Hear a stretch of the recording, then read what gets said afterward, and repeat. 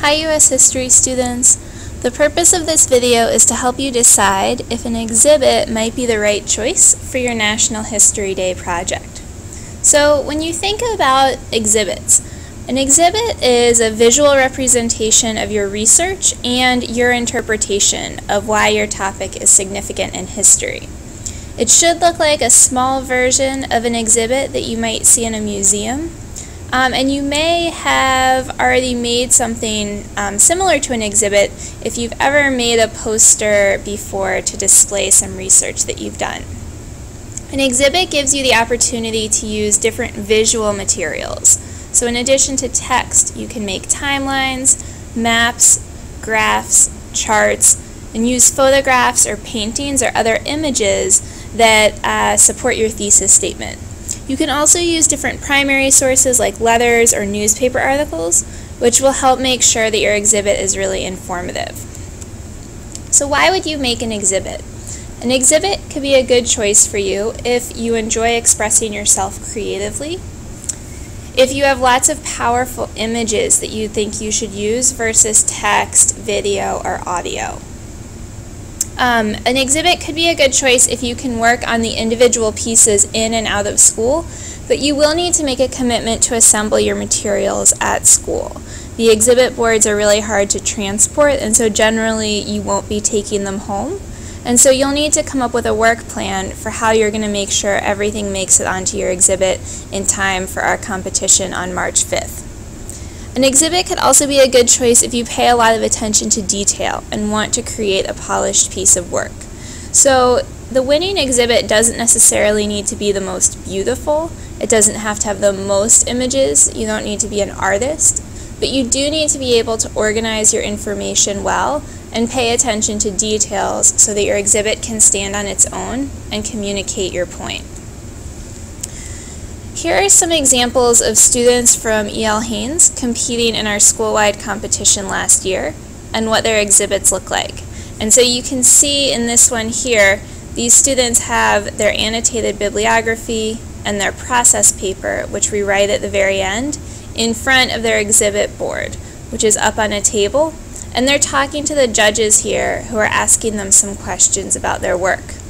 And again here you can see the judges are reading through the annotated bibliography, looking at the exhibit that's up, preparing to ask some questions of the students who created it.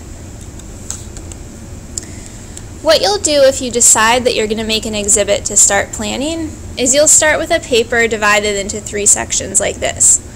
All of our exhibits will be made on trifold boards unless you have some sort of material like the foam board that you saw at the archives or something else that you want to provide for yourself. Otherwise, the expectation is that you use a trifold exhibit board.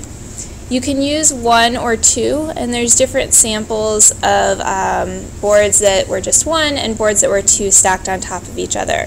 And so if you decide this is what you're going to do, we will order those for you. But in the meantime, you'll take a piece of paper and divide it up like this, and then start doing some planning.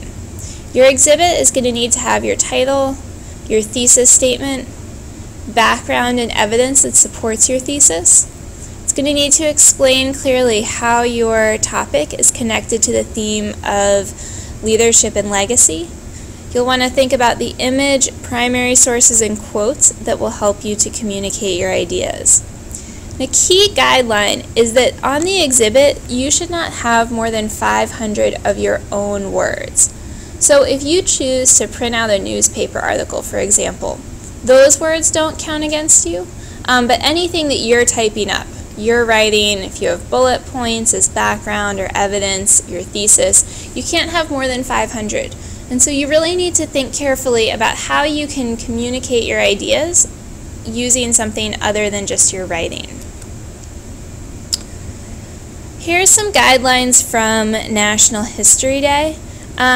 So one thing that's important to keep in mind is that there are lots of ways that you can create a really solid exhibit, and it doesn't have to be the most beautiful one. The one with the most things taped onto it doesn't necessarily make it the best. But some key things that do make a solid exhibit are being able to use images, use colors, use titles and text that really clearly communicates your topic right away. They say this student has a simple, effective design for a project. It's not just about the glitz and how fancy it looks. On this exhibit, I know it's hard to see here, but this is the thesis statement. So the thesis and the main argument are really clear, and the student had used a bigger font for that part to make sure that they drew attention to their thesis. And then they have different primary sources. So images, they have newspapers, they have sheet music. And so you can use different primary sources, which again don't count against your word count. As you start to visualize what your exhibit could look like, here are some examples from other DC students. We went to Capital Cities competition last year. It was our main rival in DC, and took a look at some of their exhibits. And so this student had done one on Japanese internment camps, and you can see at the top here by their title, they actually used barbed wire to show what the camps looked like. They have a map and they used push pins. Their map is right here, but they used push pins to show the locations of different camps. And then here at the bottom on the table, they actually used a shoebox to illustrate what a room would look like and printed out a map of some different the different states and where internment camps were in those. And so they're using this table space in front to support their exhibit as well. This was another exhibit from Capital City where you can see they focused more on some of the images that they have up and some different examples of primary sources. At the top for this header, they had actually used clay to make hands that they were able to attach to the top of their board.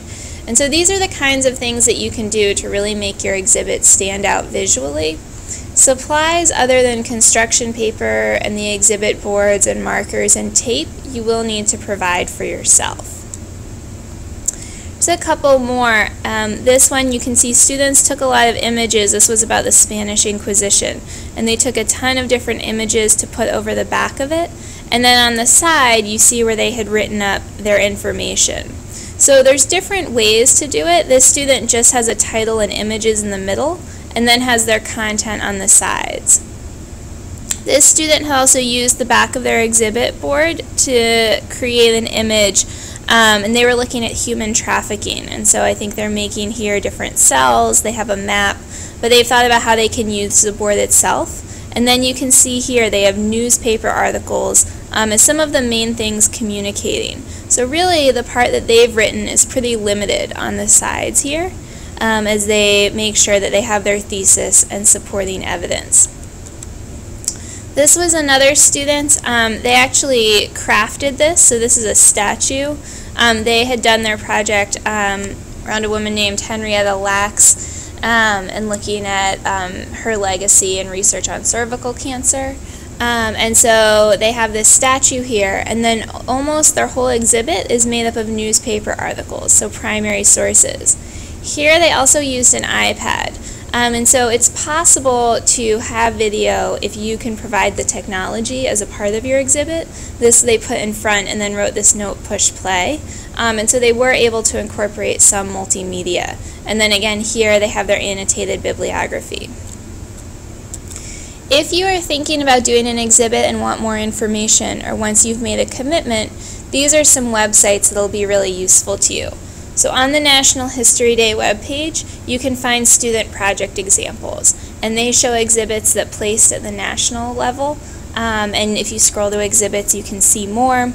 They have the overview and rules, and there are some important other rules like the word count, like size requirements for the exhibit. You can't make one that's like 50 feet tall.